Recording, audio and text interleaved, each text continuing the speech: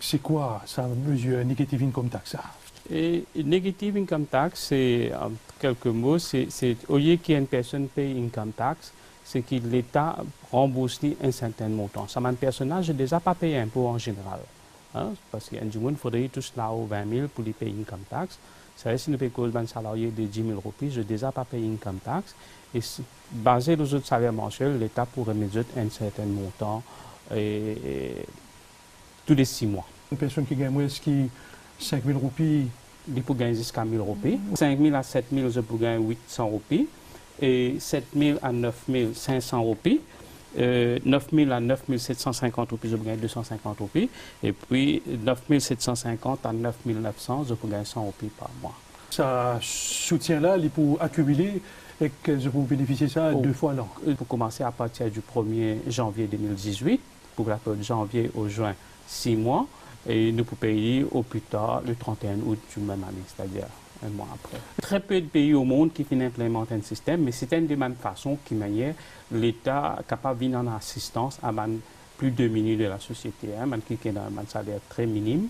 Alors l'État peut donner ça. Alors, vous pensez si une personne gagne 1 000 roupies par mois, au bout de 6 mois, l'État verse 6 000 roupies, quand même c'est un montant qu'il est capable d'utiliser à bon escient. D'un côté, on va 10 000 roupies pour gagner financial support. De l'autre côté, nous trouvons qui sont chargeable income, sont revenus imposables, plus que 3,5 millions pour introduire une solidarité des vies. Donc, chaque excès là où 3,5 millions, je peux bien payer une taxe, peut-être au cas de nous quelques détails là. Oui, il y a une solidarité income tax de 5%, le tout excédent de 3,5 millions.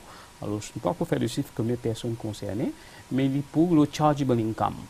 Chargeable income 3,5 millions, il peut inclure un dividende qui s'amène personne à recevoir, mais il n'est pas pour exclure tout intérêt bancaire qu'il peut recevoir durant l'année. Alors, ça amène personne pour verser une contribution de 5% additionnelle. Et puis, il y a des centaines de milliers de contribuables qui atteignent une mesure dans le budget, c'est le Income Exemption Threshold. Quelle bonne modification il y a dans le barème qui nous a réduit dans le income tax? Écoutez, principalement, nous faisons une augmentation de 5 000 roupies. Code catégorie, il peut augmenter, il peut sortir 295 000 roupies, puis 300 000, 405 000, puis 410 000, 465 avec tout dépendant, c'est 475, là il y a une augmentation de 10 000 roupies.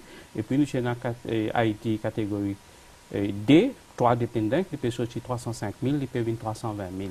4 dépendants, 550 000 roupies. 550 000? Yes. Là, pour notre 2 catégories, pour une personne retired person, si il paye notre dépendant, il paye 345 000, il paye 350 000, et 455 000, il paye 460 000 roupies. En calculation income tax, qui sont les autres changements en cours? Nous trouvons une déduction additionnelle qui est introduite à cette année-là pour les household employees. Alors, si une personne qui peut employer un household employee, il peut gagner droit de dire un salaire qu'il paye à sa personne là. Bon, déduction là, il pas pour dépasse plus que 30 000 roupies.